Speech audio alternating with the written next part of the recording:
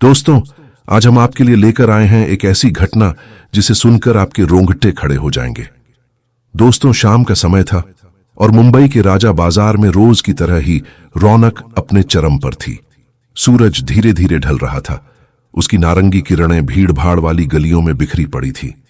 हवा में गर्मा गर्म समोसे, टिक्की, जलेबी और ताजी बनी चाय की खुशबू खुली हुई थी जो राहगीरों को अपनी ओर खींच रही थी। इस चहल पहल के बीच एक छोटा सा ठेला अपनी पुरानी मगर मजबूत पहचान बनाए हुए था। यह ठेला सुरेश चाचा का था, जिनकी उम्र 62 के पार थी, पर उनके हाथों में आज भी उतनी ही तेजी और कला थी जितनी 32 साल पहले थी। बड़े इत्मीनान से वह आलू टिक्की बना रहे थे।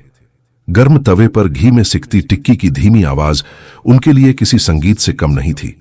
उनके चेहरे पर संतोष की एक हल्की सी मुस्कान थी जो उनके जीवन की सादगी और मेहनत को दर्शाती थी। पिछले 35 सालों से उनका यह ठेला ही उनके परिवार का सहारा था, उनकी रीढ़ की हड्डी था। हर शाम जब बाजार की भीड़ छूट जाती तो वह अपने दिन भर की कमाई गिनते और अपनी इकलौती बेटी पूजा के भविष्य के सपने बुनते। उनके सपने बड़े नहीं थे, बस पूजा को अच्छी शिक्षा मिले, वह एक सम्मानजनक जीवन जिए और उसे कभी वह गरीबी ना देखनी पड़े जो उन्होंने देखी थी। पूजा, उनकी इकलौती बेटी, ने अपने पिता के इन सपनों और बलिदान को कभी व्यर्थ नहीं जाने दिया था। वह जानती थी कि उसके पिता की पीठ पर लाद कर ले जाए गए हर बोझ, उनके हाथों पर पड़े हर छाले का मोल क्या है। उसने अपनी पढ़ाई पूरी की और अपनी लगन, बुद्धिमत्ता और अथक परिश्रम से भारतीय पुलिस सेवा IPS में एक ऊंचा मुकाम हासिल किया।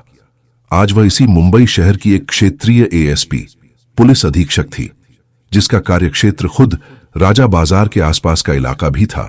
सुरेश चाचा का सीना गर्व से चौड़ा हो जाता जब वह अपनी बेटी की वर्दी पर चमकते सितारे देखते, उसकी दमदार चाल और उसके आदेश देने के तरीके को महसूस करते।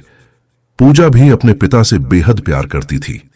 वह जानती थी कि उसकी सफलता के पीछे उसके पिता के अनगिनत त्याग और उनके हाथों की मेहनत थी। उन्होंने कभी सोचा भी नहीं था कि एक दिन उन्हें अपने पिता के साथ ऐसा कुछ देखना पड़ेगा जिसे देखकर उनका कलेजा फट जाएगा। आज भी बाजार में सब कुछ सामान्य था। सुरेश चाचा अपने ठेले पर ग्राहकों से घिरे हुए थे। उनकी टिक्कियों की मांग हमेशा बनी रहती थी।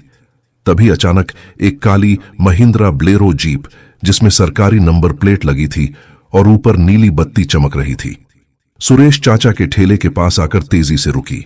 उसके पहियों की आवाज से धूल का एक गुब्बार उठा। उसमें से 3 पुलिस वाले उतरे। उनकी वर्दी पर चमकदार बैज थे और उनकी चाल में एक अजीब सा रब, एक अहंकार था।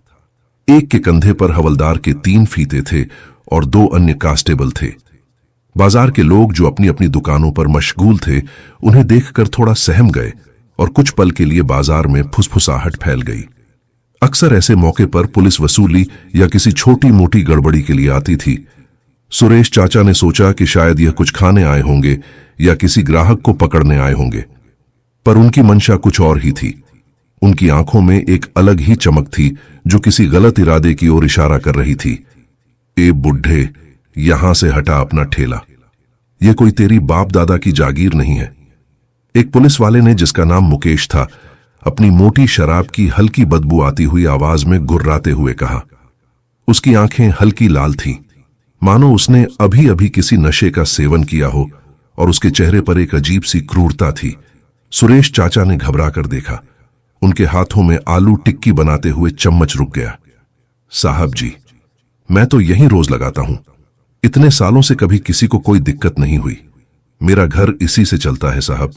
रात दिन मेहनत करके कमाता हूं, किसी का एक पैसा नहीं मारता। उनकी आवाज में लाचारी थी जो किसी भी संवेदनशील व्यक्ति को पिघला सकती थी। लेकिन उन पुलिस वालों के दिल पत्थर के थे। दिक्कत है, हम कह रहे हैं ना, दिक्कत है। यह सरकारी फुटपाथ है, कोई तेरा रसोई घर नहीं। चल हटा इसे, नहीं तो देख क्या करते हैं। दूसरे पुलिस वाले राजेश ने गुस्से में कहा। वह अपने हाथ में एक पतली लाठी घुमा रहा था, जिससे सुरेश चाचा को अपनी लाठी के वार याद आ गए जो उन्हें कई बार बचपन में जमींदारों से मिले थे। उसकी आवाज में सत्ता का नशा और रब साफ झलक रहा था। इससे पहले कि सुरेश चाचा कुछ और सफाई दे पाते या अपने ठेले को हटाने की कोशिश करते, तीसरा पुलिस वाला, जिसका नाम अनिल था, जो शायद उन तीनों का सरगना था, उनके ठेले की ओर बढ़ा। उसने बिना कुछ सोचे समझे ठेले को एक जोरदार धक्का दिया। ठेले पर सजी गर्मा-गर्म आलू टिक्की, समोसे और हरी चटनी की कटोरियां जमीन पर बिखर गई। तेल की कढ़ाई भी पलटते पलटते बची, जिससे बड़ा हादसा टल गया। सुरेश चाचा का कलेजा जैसे मुंह को आ गया। उनके दिन भर की मेहनत, उनकी कमाई का जरिया, उनकी छोटी सी पूंजी पल भर में धूल में मिल रही थी। उनकी आंखों में बेबसी और निराशा के आंसू छलक आए। लेकिन इससे पुलिस वालों पर कोई असर नहीं पड़ा, बल्कि वे और आक्रामक हो गए। अभी भी जबान चलाता है, तुझे अभी बताते हैं सरकारी जगह पर ठेला लगाने का नतीजा, मुकेश ने चिल्लाते हुए कहा। उसने अपनी लाठी उठाई और सुरेश चाचा की पीठ पर पूरी ताकत से बरसा दी। लाठी की आवाज इतनी तेज थी कि बाजार के शोर में भी साफ सुनाई दी, जिसने लोगों को चौंका दिया। दर्द की एक तीखी लहर सुरेश चाचा के पूरे शरीर में दौड़ गई। उनकी हड्डियों में दर्द की सेरण फैल गई। राजेश ने भी अपनी लाठी उठाई और लगातार उन पर वार करने लगा, जैसे कोई बेजुबान जानवर को पीट रहा हो। अनिल ने सुरेश चाचा के कंधे पकड़कर उन्हें जमीन पर धकेल दिया। सुरेश चाचा धूल, बिखरे हुए भोजन और अपने ही आंसुओं के बीच दर्द से कराह रहे थे। उनके कपड़े फट गए थे और शरीर पर चोट के निशान उभरने लगे थे। बाजार के लोग यह सब देख रहे थे। कुछ दुकानदार अपनी दुकानें बंद करने लगे थे। ग्राहकों ने खरीदना बंद कर दिया था। कुछ दूर खड़े होकर मोबाइल पर वीडियो बना रहे थे, पर किसी की हिम्मत नहीं हो रही थी कि वे आगे आकर कुछ कहें या उन पुलिस वालों को रोके। डर और बेबसी ने पूरे बाजार को जकड़ लिया था। सब सहमे हुए खड़े थे, अपनी ही लाचारी पर शर्मिंदा। सुरेश चाचा दर्द से करहते हुए जमीन पर पड़े थे। अपनी फटी धोती और बिखरे हुए सफेद बालों के साथ उनके मुंह से बस एक ही शब्द निकला, बेटा पूजा। उनकी आंखों के सामने पूजा का चेहरा घूम गया। उसकी वर्दी, उसके कंधे पर चमकते सितारे और उनके लिए उसका प्यार। ठीक उसी पल एक सफेद टाटा सफारी गाड़ी, जिस पर दिल्ली पुलिस का लोगो, सरकारी नंबर प्लेट और ऊपर नीली सायरन वाली बत्ती चमक रही थी, तेजी से बाजार के उस छोर पर पहुंची जहां यह सब हो रहा था। गाड़ी से एक युवा महिला अधिकारी अपनी वर्दी में, अपने कंधे पर 3 चमकदार सितारे लगाए हुए, अपनी आंखों में एक अजीब सी चमक और दृढ़ निश्चय लिए हुए उतरी। वह एएसपी पूजा थी। वह उस इलाके से गुजर रही थी और बाजार में हो रही अजीबोगरीब गड़बड़ी को देखकर रुक गई। उनकी आंखों ने दूर से ही उस भीड़ को देखा और फिर उस जगह पर रुक गई जहां कुछ पुलिसकर्मी एक बूढ़े आदमी को बेरहमी से पीट रहे थे और एक ठेला बिखरा पड़ा था। पूजा के चेहरे का रंग उड़ गया, उनकी नसें तन गईं। यह दृश्य उनके लिए असहनीय था। एक पल के लिए उन्हें लगा कि यह किसी और का पिता होगा, लेकिन जब उन्होंने बिखरे हुए ठेले और उस बूढ़े आदमी की फटी धोती देखी तो उनका दिल बैठ गया। वह तेजी से उन पुलिस वालों की ओर बढ़ी जिन्होंने सुरेश चाचा को घेर रखा था। यह क्या बकवास हो रही है यहां पर? रुक जाओ, तुम लोग कर क्या रहे हो? पूजा की आवाज में एक ऐसी गरज थी जिसने बाजार के शोर को भी चीर दिया। उसकी आवाज में एक पुलिस अधिकारी का रोष, कर्तव्य निष्ठा और एक बेटी का गहरा दर्द साफ झलक रहा था।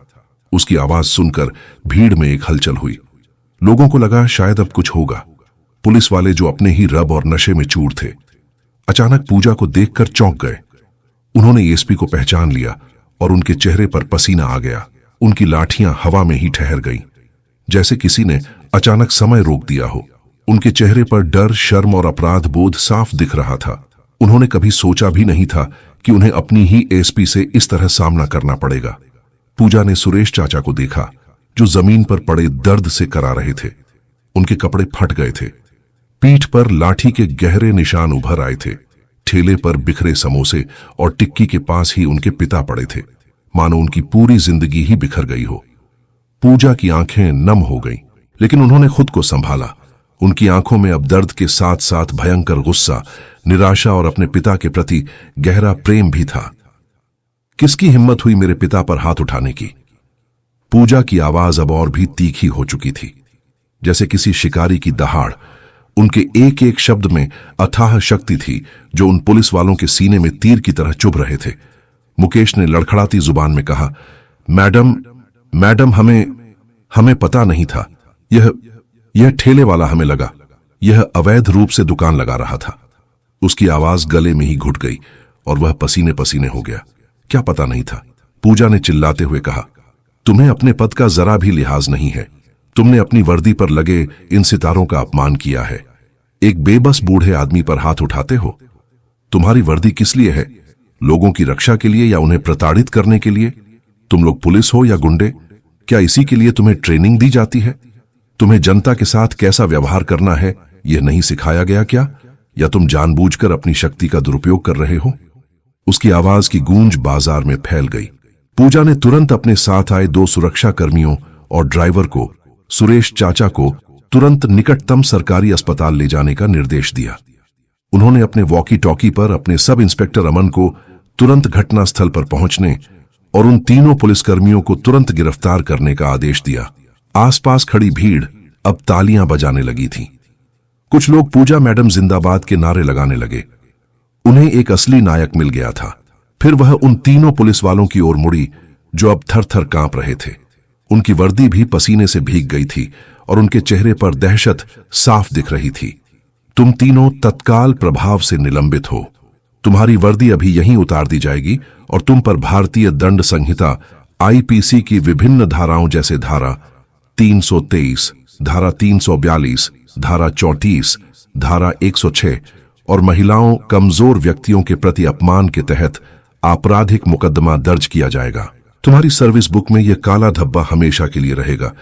तुमने न सिर्फ एक बेगुनाह को पीटा बल्कि पूरी पुलिस बल को शर्मसार किया है और खाकी वर्दी के सम्मान को मिट्टी में मिला दिया है।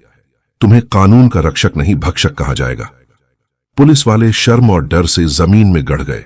उन्हें यकीन नहीं हो रहा था कि जिस बूढ़े आदमी को वे पीट रहे थे वह उनकी खुद की एसपी का पिता था। उनके सारे रबदाब हवा हो गए थे। उन्हें यह अंदाजा भी नहीं था कि उनकी एक छोटी सी दादागिरी उन्हें कहां ले जा सकती है और उनके करियर को हमेशा के लिए बर्बाद कर सकती है। पूजा ने यह सुनिश्चित किया कि उनके पिता को एम्स जैसे बड़े अस्पताल में सबसे बेहतर उपचार मिले और उन तीनों पुलिस वालों के खिलाफ सख्त से सख्त कानूनी कार्रवाई हो। अगले ही दिन यह खबर पूरे शहर में आग की तरह फैल गई। मीडिया में भी यह घटना प्रमुखता से छाई रही। टीवी चैनलों पर बहस हुई, अखबारों में सुर्खियां बनी और सोशल मीडिया पर पूजा की बहादुरी की कहानियां वायरल हो गईं। लोगों ने एसपी पूजा की बहादुरी, ईमानदारी, अपने कर्तव्य के प्रति निष्ठा और अपने पिता के प्रति प्रेम की जमकर सराहना की। यह घटना सिर्फ एक पिता के अपमान और एक बेटी के न्याय की कहानी नहीं थी, बल्कि यह साबित हुआ कि कानून के सामने सब बराबर हैं, चाहे वह कोई आम नागरिक हो या कोई पुलिस अधिकारी, और वर्दी का मतलब सेवा है, अत्याचार नहीं। तो दोस्तों, आपको यह कहानी कैसी लगी? अगर अच्छी लगी हो तो प्लीज हमारे चैनल प्यार एंड इमोशंस को सब्सक्राइब और वीडियो को एक लाइक जरूर कर देना, जिससे हमारा हौसला और भी बढ़ता रहे। धन्यवाद। जय हिंद।